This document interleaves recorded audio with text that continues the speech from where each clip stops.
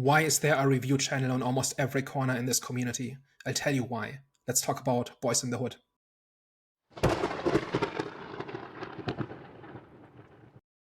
Hello, everyone. Welcome back. We are back. The Hide the Storm podcast. Today, Hervey is going to be introducing what we're going to be discussing or debating about. Yeah, so today we're discussing the movie Boyz in the Hood. It's a 1991 movie directed and written by John Singleton, and essentially follows the lives of three young males living in Crenshaw ghetto of Los Angeles, and it's essentially sort of dissecting questions about race, relationships, violence, and future prospects of the young males living in this particular neighborhood. I've seen it quite a few times. I know Jonathan's seen it a few times as well. Daniel, this is your first time viewing this movie. Do you want to tell the people what your experience was? So I had heard of this movie, but I didn't know anything about it.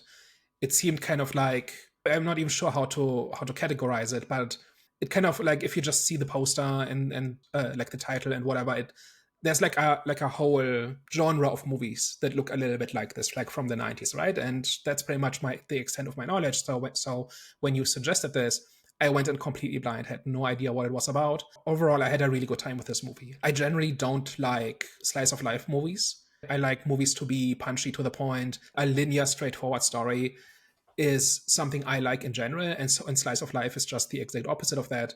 And this is a slice of life movie, right? This shows the life of these boys, teenagers, and then later men in this neighborhood, and what their life is like and what challenges they face, and just the rules by which they live and how they interact with the rest of the world. There's not much of a plot here, right? There's a little bit of one, but mostly it's just episodes, right? And just experiences they have. Considering that the movie, just in terms of style, just had a big uphill battle with me, I was really surprised by how much of a good time I had with this. And I think it came down primarily to, even though it is a slice of life, it is not like every scene serves a purpose and every scene makes a point.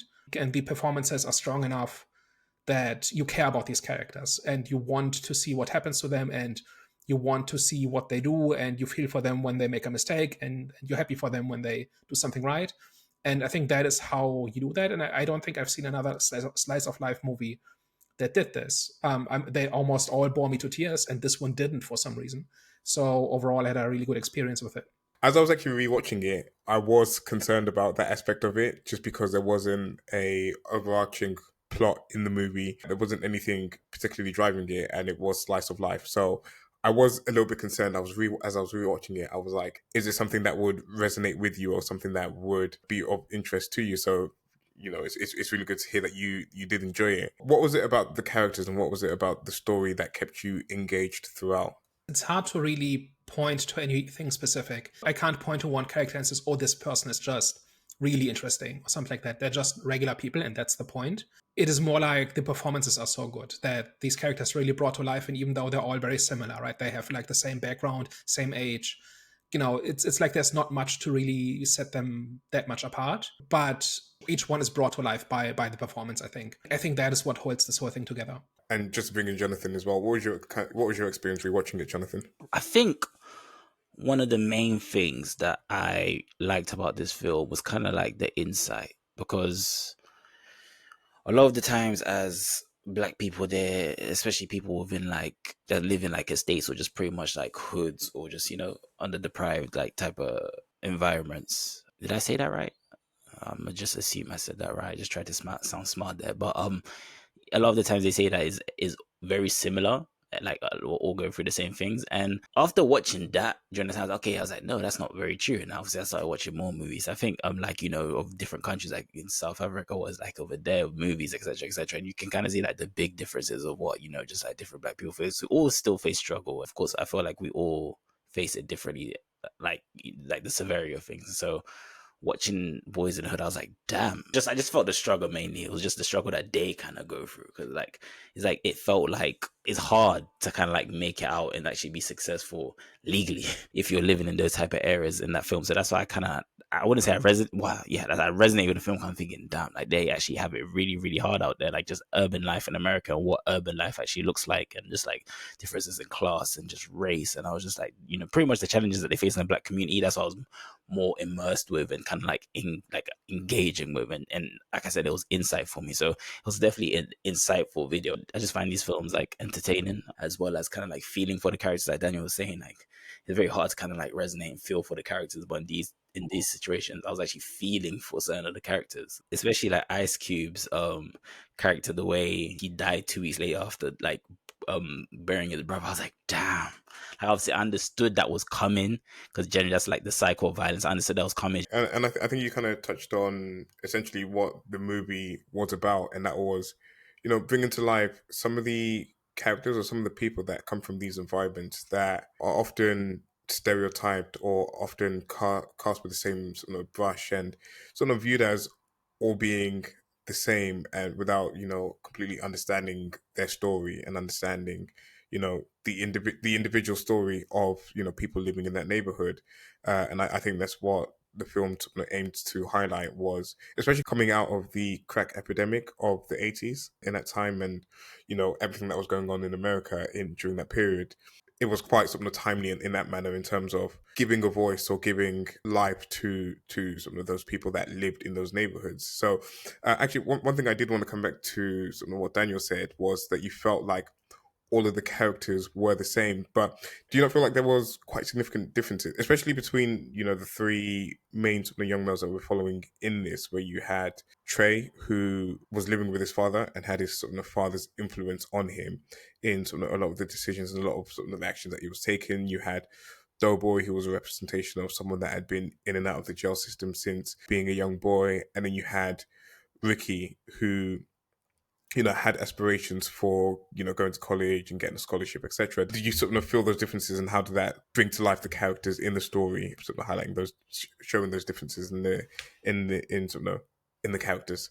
Obviously, they're not the same people, right? They have different outlooks on life, they have different goals, they have different priorities, they have different perspectives. But what I was just saying earlier is, if everybody kind of comes from the same background, that raises the difficulty a little bit to keep characters apart, right? Or you need to do a little bit more work to really figure out the different characters, as opposed to if everybody in a cast kind of has a different background. Like, that just makes it easier, right? It's kind of like that. If you have a historical drama, you can summarize almost every character by like the serious-looking English guy with long hair. If you have something like Game of Thrones, like that describes like 60% of Game of Thrones characters. That is just something that kind of raises the barrier of entry just a little bit, I thought. And I think it's to the movie's credit that is not an issue with this movie, that they're not all the same people, because they're not, right? And I think that is kind of what the movie lives from, is that they kind of all start off more or less in the same place, but go to different places because of their different outlooks and the different trajectories that they take. Also, like, the Tre were like, of course, there was representation of three different ways, like in terms of like where you will end up in life, in terms of like the like career options, for example. Well, not really career options, but just where you're going to end up in life. Obviously, you had Doughboy. What's his name? Doughboy? Ice Cube's character. Yeah, Doughboy. Yeah, obviously, pretty much he's doing the gangbanging, and then you've got Ricky, who's solidified in pretty much, he already knows what he wants with his future. He's gonna go to school, try and do football. If not, then obviously he's gonna get into business. And then you've got Ricky. Even though he is aimed to go to school, you can still see he has a side of him that could be influenced in a way.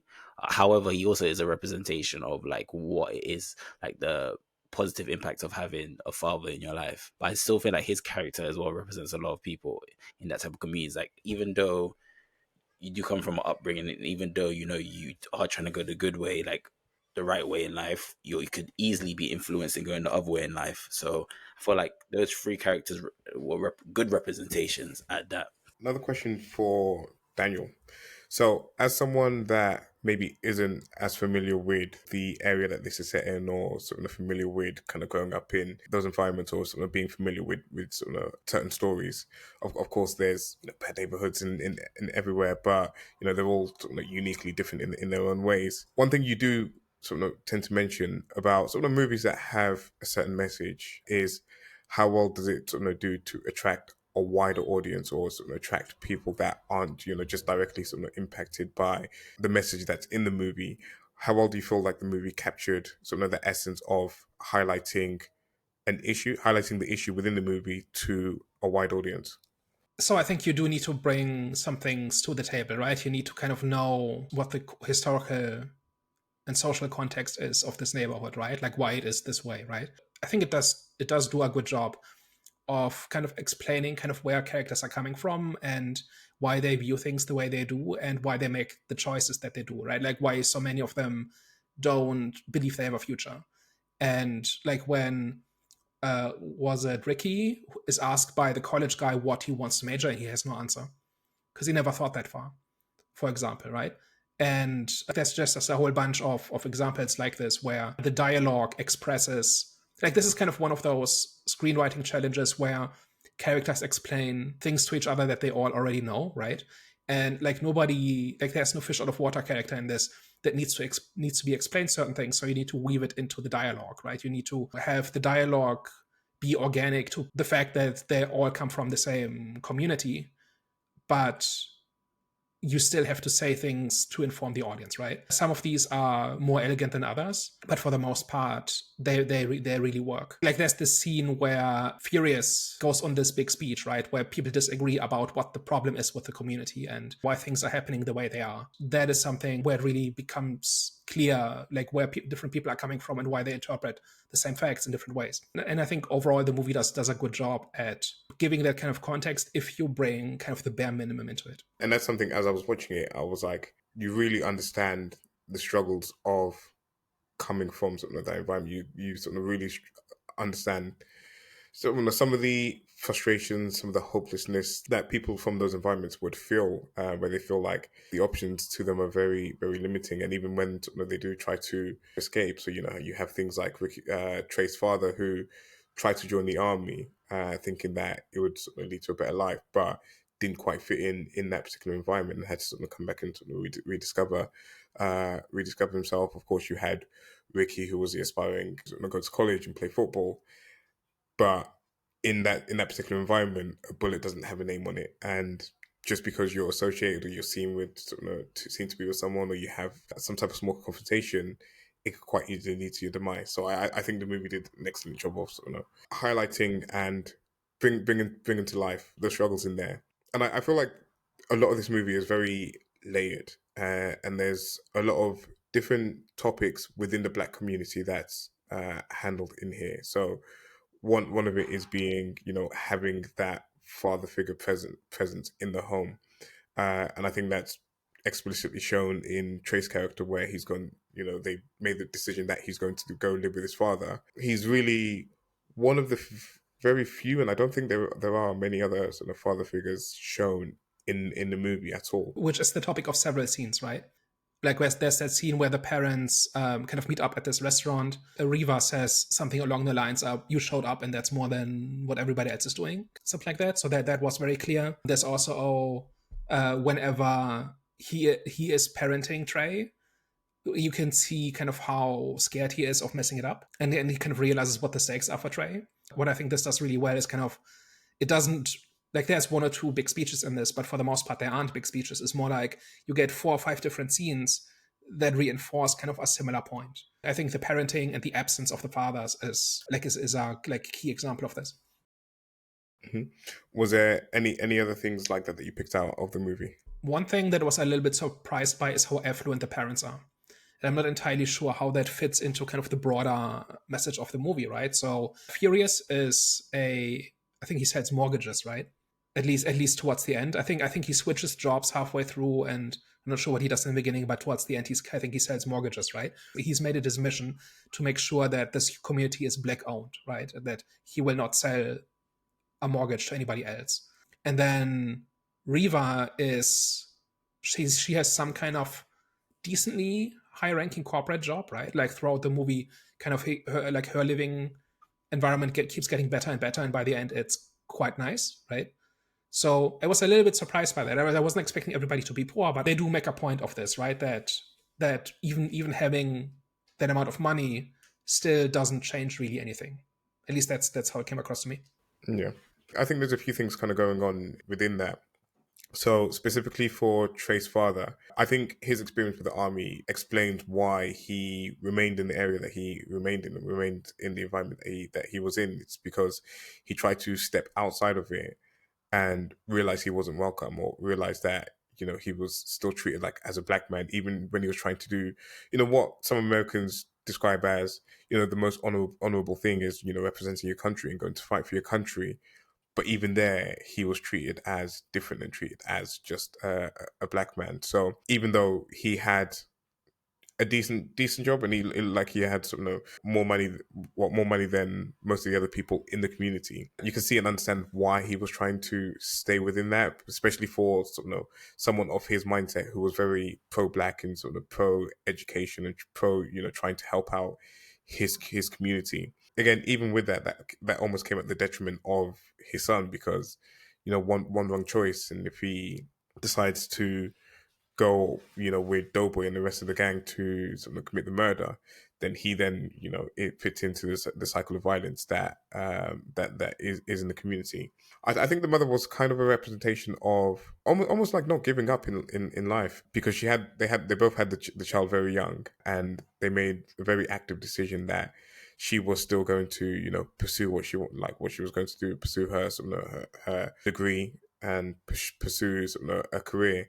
And in doing so, she still understood the risks of, because even when he was living with his mother, which may have been a little bit of a nice area, you saw at the start of the movie that there was still violence around. Tre was still getting in trouble. He was getting in fights in school, even though he was quite bright and a little bit smarter than the rest. But you could see he was like almost like dumbing himself down, like playing the class clown without having the father's influence there. So you can kind of understand her decision in wanting to send him to his father, because like that was like one thing I did half question in the movie was, if she has all this money, why doesn't he just go and live there? But there still is violence there, and he still needed the influence of his father to really help him grow and actually become a man eventually, and teach him for right from wrong, and put second morals within him. So yeah, I think whilst the kind of like element of having money and not was within there, I think the movie still was great in making sure it was like multi-layered, and there was lots of depth in what they were doing with that as well, which was great, which I give the movie high praise for. Yeah, and also it seemed to me like the kind of job she does not leave much time. So he would basically grow up on his own, right? Not just without a father, but just in general without any kind of guidance. And that, following the events of the opening sequence, it seems to me like she kind of came to the conclusion that that was not going to be a winning strategy. Yeah. Another theme that we could actually speak about, which we haven't really mentioned, which was important, was the police brutality. That black police officer, what was going on there? Yeah. That scene between him and Ricky's friend, the main Tre. I meant Tre, yeah, Tre. The scene between him and the police officer, that scene, I'm sure, was like the historical moment. This film, when I say historical, was a historical moment. I mean, obviously, apparently, this film it was not given an award, but it was seen as, I forgot how it was recognized, but the film was recognized for something as a cultural historical moment in cinema or something like that. So yeah, I'm guessing that scene there, when it comes to police brutality, must have been like an insight into, okay, so it's not just white police officers which are doing the madness, it's also the black police officers there as well. So what was kind of like going through both of your minds when you saw that scene? That scene, I think, is really powerful, right? So first of all, it starts off by simply being in the wrong place at the wrong time, right? Like it literally starts off with an accident, right? Or I think like that one group, like that kind of shoulder checking. I don't remember who it was, maybe Ricky, maybe somebody else. And then the guns come out, and then they disengage, right? Do the responsible thing and de-escalate and just drive away. But that is still not enough. They still get pulled over by the cops, right? And get within, and Trey gets within like an inch of just being shot. At that point, it's not even about being in the wrong place at the wrong time. It's just pure arbitrary, right? Which is also something that gets reinforced in the closing titles, where we are just told that Doughboy was killed. We don't know how, we don't know why. It's just happened, right? So like 2 weeks later, somebody can just be gone, right? And that, I think that was really reinforced in the scene. And obviously, like we're like, it's not genius analysis to point out that they made sure that it was a black cop, right? It was not this. Like in general, there are no external factors in this, right? It's all internal. I think that is I think the thing that surprised me the most about this movie is that its entire thesis is that black problems are self-caused or self-exacerbated, or there's all this self-sabotage going on that's holding back the community, which is a point of view I've heard many times, but it seems to always be like a minority. It doesn't seem to be a popular point of view for obvious reasons, right? But this entire movie is that. And with the black cop, so that's kind of something that, having understood the culture was something that I was aware of, is that these boys from these communities had issues with the police, but it was quite often the black police officers that would be a little bit more aggressive, and it'd be the ones that had trouble in the neighborhood and found some type of like authority in joining the police, and were kind of like misusing their power to sort of Pretty know. much revenge. Yeah, for some of the people that they kind of blamed for the community being the way that they were. Again, it kind of goes back to that scene with Tre's father when he's, having that discussion in Compton with all the people around, and they're all, discussing who's to blame for why the environment's the way it is. And the black police officer is just the extreme example of that, in terms of he just sees any young black male as being culpable in this, because he's probably had so much experience of seeing these black on black killings and these people, shooting each other, that in his eyes he just kind of sees it as everyone else, that that you're all involved, you're all the reason why this is the way it is. Yeah, that was quite upsetting, quite disturbing to see, because again, you would think that if you had a black police officer, it'd be maybe like the white police officer that was like maybe a little bit overzealous, and you'd be able to have the black police officer so almost like look out for you a little bit, or have your back. But no, that's just like another thing that you have to be afraid of, another thing that is a danger to you in growing up in this community. Also, the first time the police show up is when somebody breaks into Tre's and the dad's house, right? And the guy who breaks in is also from that community, right? He's also black as well, right? Mm-hmm.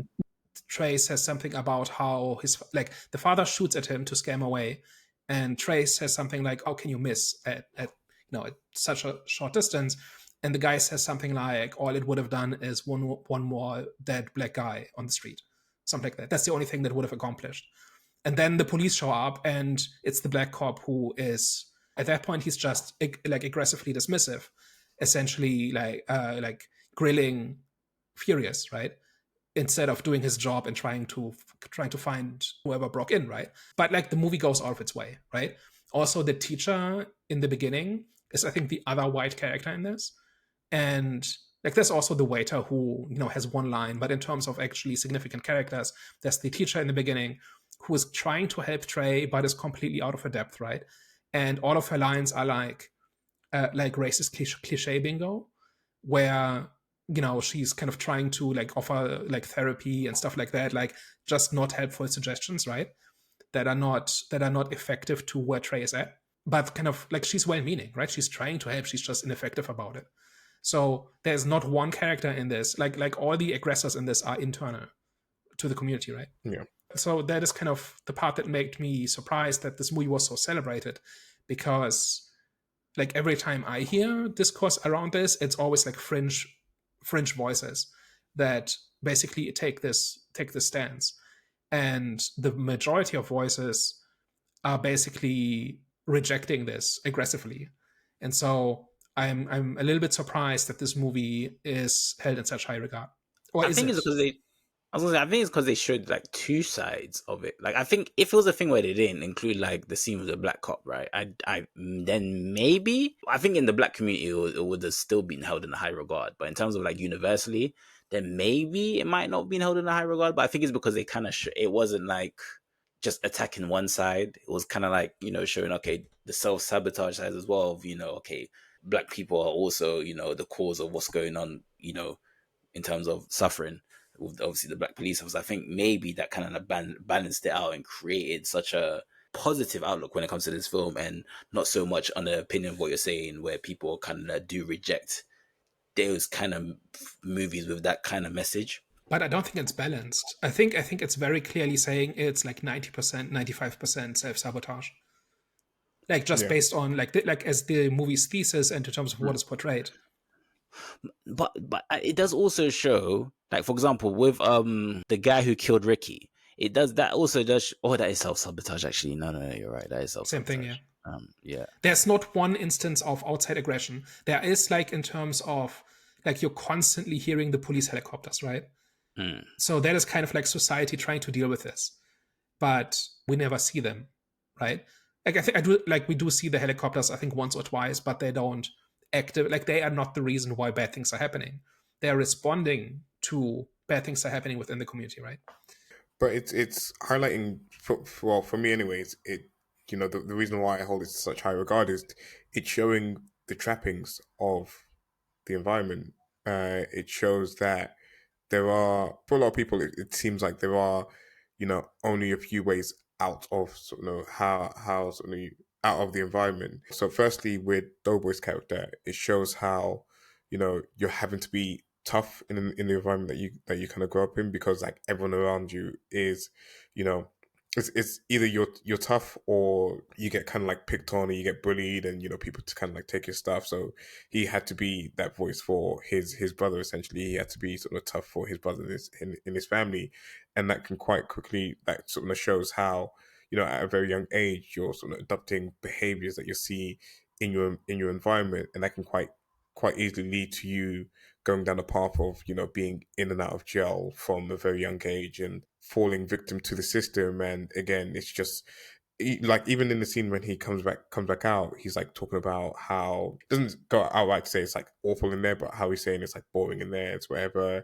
While he was in there, he was like trying to read some books, trying to sort of make it out, but when he's back in the community, it's just kind of like the same cycle, and there isn't really a clear way out for him. And then you have, people like Tre, who's again following his sort of college path, and he's trying to make it out that way. But even when he is trying to make it out that way, he still is having to deal with sort of the environment that he's growing up in, and essentially lost his life because of one small argument. And that's how quickly things can change. And then you have someone like, I think I meant Ricky. I don't know if I said Tre, but I think I meant Ricky. But then you have like someone like Tre, who comes from a good background, has sort of present parents there who are trying to guide him, trying to set him down the right path. And for the most part, he's not really involved, even though he's friends with Doughboy. He's not really involved in sort of what he's doing and what he's got going on. But they just grew up around each other, and they have like a mutual respect. So he's almost like flirting with that lifestyle because he's got sort of close associates to it, whilst he still has a good job, and doesn't have a good job, but he's like working at the mall. He's even like things like, he's like doing things that you wouldn't typically see a black kid do, like going fishing with his dad. It's like these unique experiences. But even someone like him, who's been set down the right path, is that one small thing can quite easily sort of bring you into that lifestyle. So like where he lost his friend Ricky, and that pain, and and it's not even just that, it's the constant pain. It's having the police officers sort of shove guns in your face, even though you're not involved in anything that's going on, but you're just perceived to be because you're from that environment. So the police officers are shoving guns in your face. You're getting into some argument. You're not able to sort of just go out and enjoy yourself, because there's just that threat that something might just happen when you have sort of too many people from the environment in the same place, essentially. So I don't know. For me, it was just like the movie was just really properly bringing to life all these different sort of unique stories, these unique perspectives, even down to sort of some of the female characters as well. And forgive me because I don't know all their names, but you had like Nia Long's character, who was the good Christian, the Christian girl who abstained from that lifestyle, tried to sort of be down the right path, wasn't just sort of giving up her body just for anyone, compared to sort of some of the other female representations you see in this, where you have like the mum who's like a drug addict whose kids just kind of like running around on the street and stuff like that. So I don't know, it just kind of painted just like a picture of like all the different sort of unique characters you'd have in this. And yes, there's the element of we are our own problems sometimes, but it's also highlighting it's highlighting how you can sort of try to get yourself out of that environment, how you can sort of try to sort of avoid some of the trappings of being in that environment. But it's also sort of highlighting how easily it is to sort of kind of fall victim to the environment that you're in, and how easy it is for things to go wrong, essentially, in those environments. You can kind of like blame outside forces. And again, in sort of Tre's father's speech, Furious or whatever his name is, he's talking about sort of like, how did the guns get there, how did the drugs get there, etc. And of course, there is that influence of, you know, the outside of like, where do they put all the negative stuff, where do they put all the gun stores, where do they put all, you know, the liquor stores, etc. It's in that environment to sort of kind of set you up. I was actually going to say that's actually one more example of self-sabotage, because that is just conspiratorial thinking that does not really help anybody, right? The reason there are gun and liquor stores at every corner is because there's demand for that, right? Like he presents it like he's kind of bought into these conspiracy theories that these things are there because the outside world wants to sabotage them, when really they are there because there's demand for it, right? So there's not really a nefarious conspiracy going on here. Maybe that is just me reading my perspective into it, but I think getting stuff like this right or wrong can really impact your like the decisions you make in life, and that then informs how good a life you have. So in my like this is just my view in general, that if you fall prey to that kind of thinking, you are sabotaging yourself, because you are putting yourself on a trajectory to make bad choices, because so you misunderstand how the world works and you make choices based on that, and therefore you're more likely to make bad choices, and therefore you're more likely to have a worse life in general, right? Like this has nothing to do with this specific topic, but just in general, that is what conspiracy theories do to a person, and he's kind of fallen prey into that, and for good reason, right? He has reasons for believing all of this, but I think he is kind of part of the problem in that scene, where he gives this big speech about how there's this outside conspiracy trying to undermine them.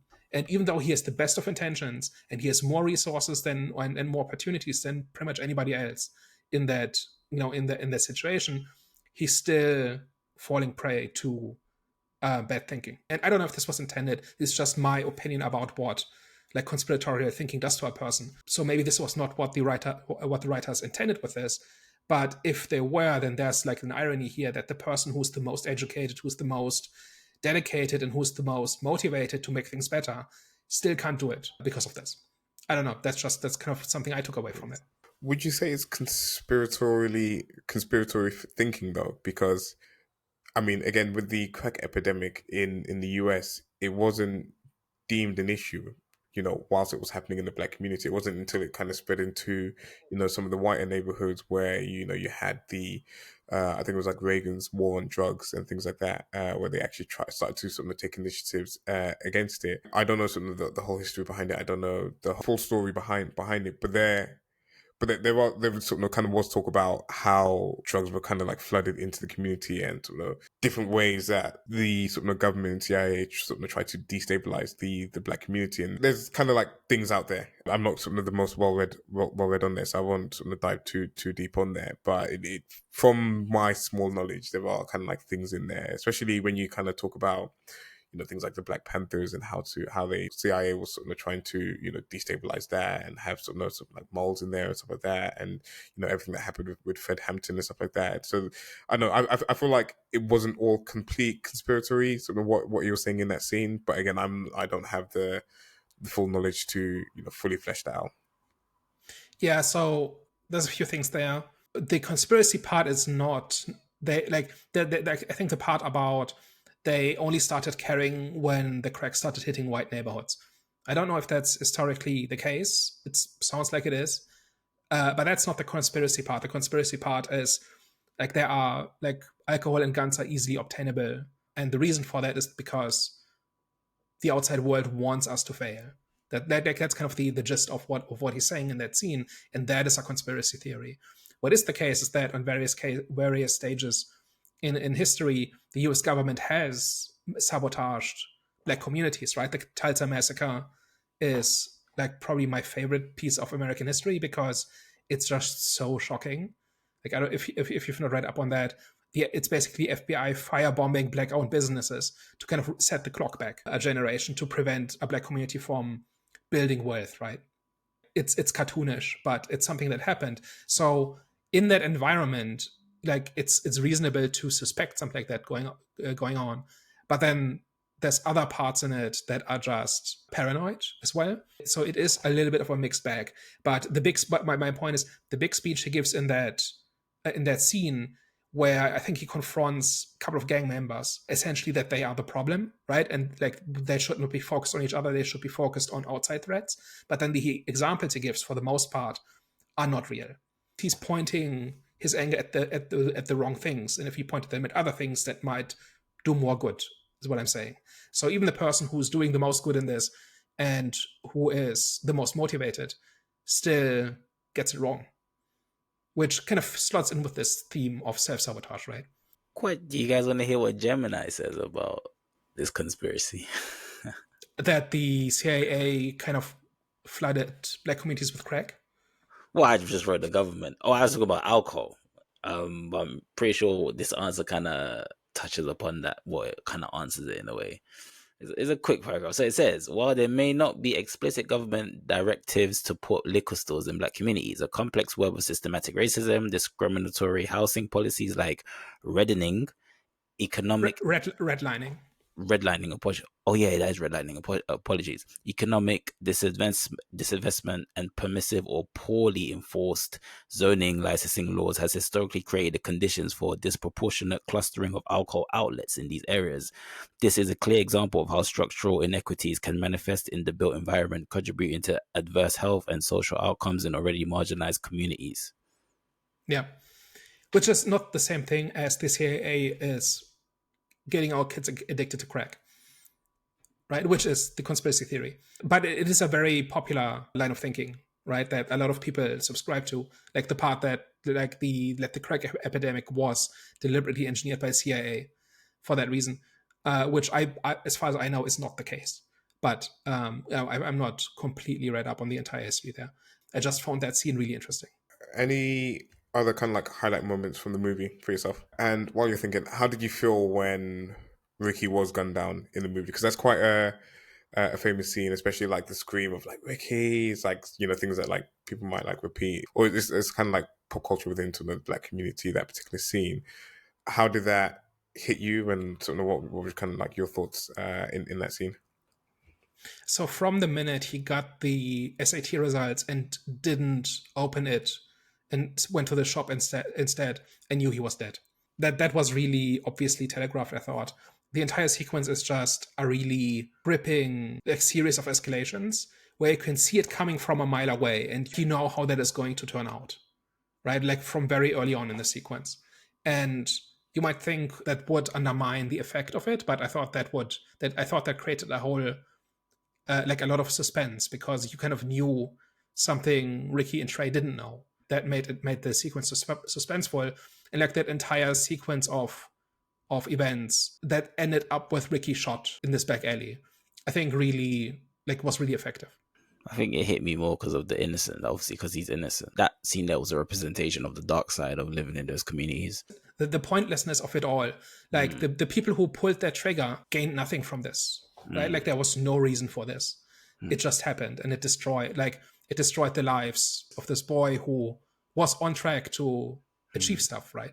And that's the issue with a lot of like gangs as well. Like even though we understand that they do go through, you know, a lot of, you know, racism and just a lot of disadvantages, and we understand that absent fathers, and so we understand that, you know, what contributes to their life in terms of like doing criminality. However, it's also important to discuss that a lot of the times they are like, you know, attacking innocent people. I remember back in the day, so I don't know what it is like now, but back in the day it was big. Like especially like if, for example, if you wore the wrong colors, or even if you wore nice stuff and you're black, they will target you, and it's like flipping out. And I remember that was like in my area as well. If you wore the wrong colors, because they were like influenced by like, I think it's like early 2000s, they were influenced by a lot by America and the gang culture over there. I remember here it's like if you wore the wrong colors, something bad could happen. I remember that's why I never wore blue, because I was in an area that was like a red bandana area. So I was thinking, Jesus Christ, which is bad. Even when I was wearing like nice stuff, times when I nearly got robbed, I said, Lord have mercy.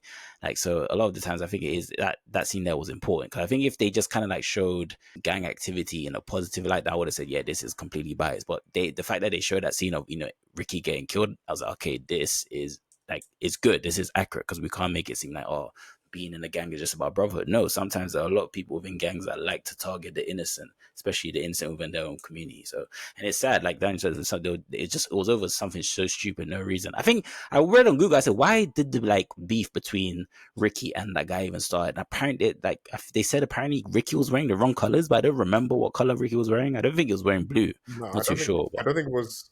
I don't think it was the colors. It was the argument that they had when they went to sort of that event, and they were kind of just posturing. So, like at first, they like barged past Ricky, and he yeah, sort but of that's kind what of I'm saying. I don't know why he intentionally barged past him, because he intentionally did that, and oh, then that's why I saw, and that's what Google said, because Ricky might be wearing blue, but I don't think that's true. But that's what I was wondering. I don't know why he even barged yeah, him in the first place.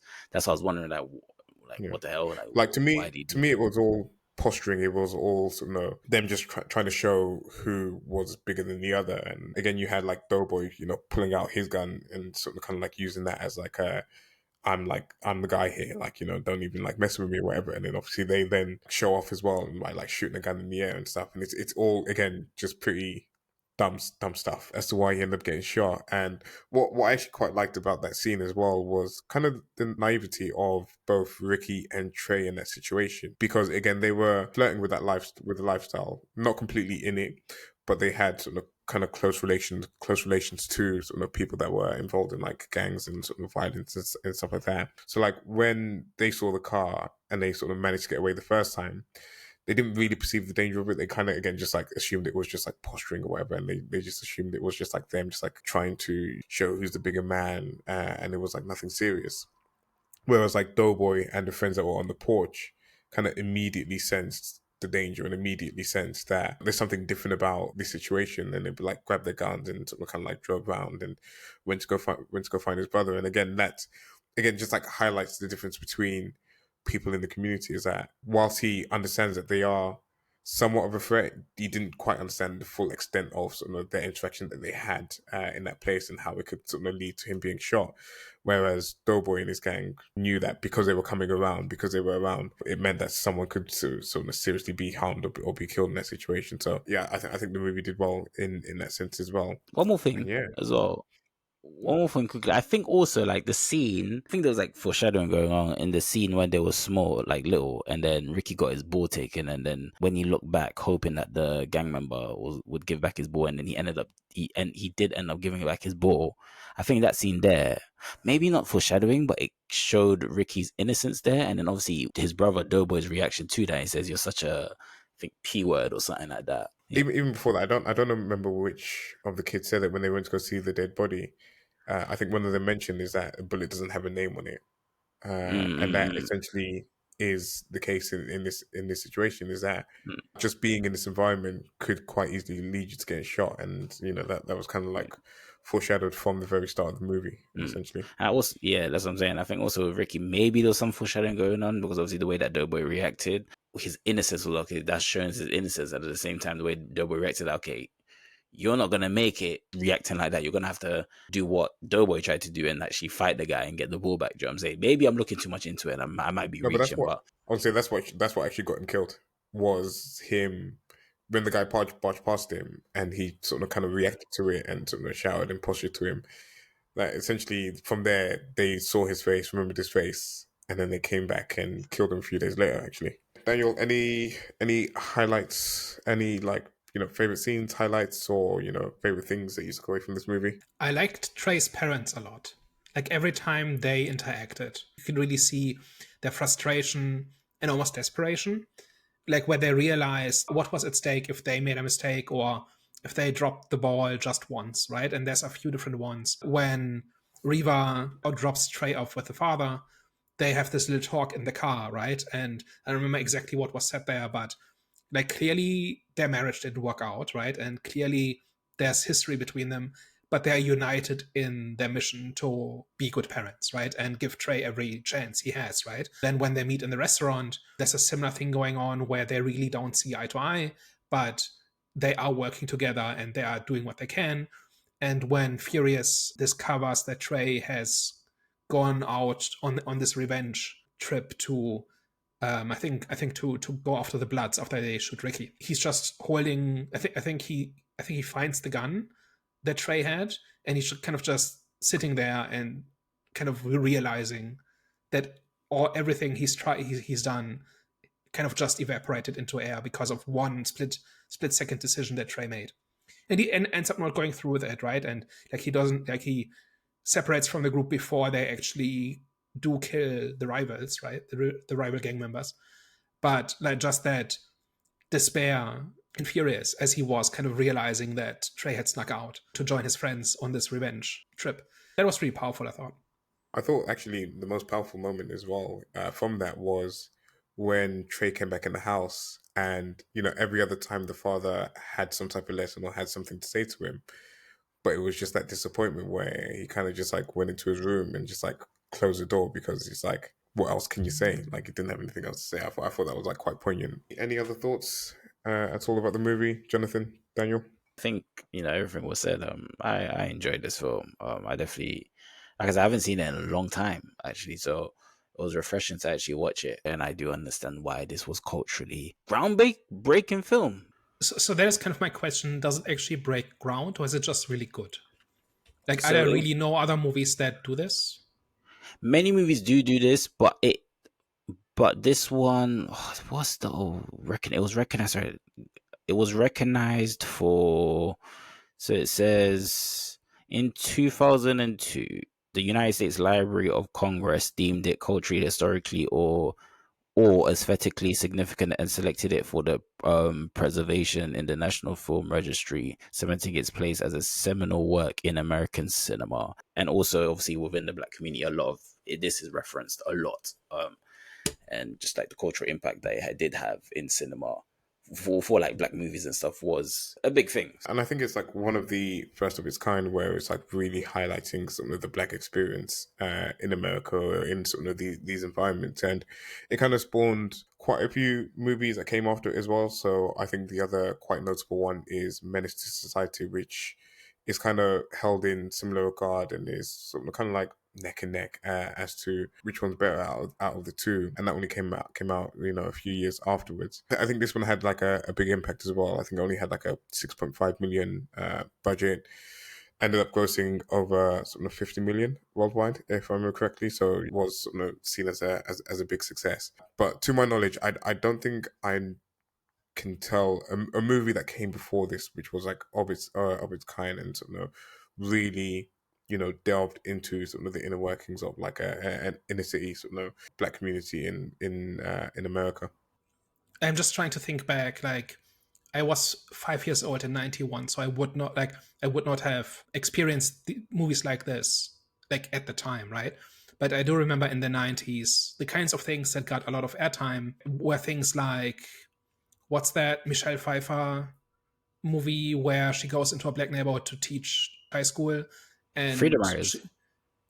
I don't know. Or it might be Paradise. What's that song? Gangsters The Paradise. song is Gangsters Paradise. I don't. But the Yeah. movie's called something else. I've forgotten now. Stuff like this, right? Where you're kind of looking into that community from the outside, and here it's just completely self-contained. And I think that is different. And I don't know how many other movies like that. I know that this inspired a whole bunch of movies like this, right? Menace to Society is one of them. I've not seen that one, but that gets always quoted as being coming in the wake of this, right? It seems like, I don't know the history well enough to really speak authoritatively on this, but it seems like in '91 this was new ground, probably. Yeah, to my knowledge, again, I wouldn't say that I've got like the extensive history to say if anything came before this, but to my knowledge, this was sort of kind of like one of the first ones and definitely groundbreaking for its time in 1991. But if anyone knows of anything that came before this one or any movies similar that did a similar type of story before Boys in the Hood, maybe not as successfully because this one took all the acclaims and this success, let us know in the comment section. It looks like we've reached the end of today's discussion. Guys, if you've been with us all the way through, thank you very much for listening in. Let us know your thoughts down below in the comment section. Have you seen Boys in the Hood? What was your thoughts of the movie? Let us know your thoughts. Of course, if you liked everything that we discussed today and you enjoyed our discussion, tell a friend. And if you hated everything and you thought we were talking a bunch of nonsense, you should probably tell an enemy. We are the Eye of the Storm podcast. Thank you very much, guys, and we'll catch you next week. Au revoir. Ciao. Bye-bye.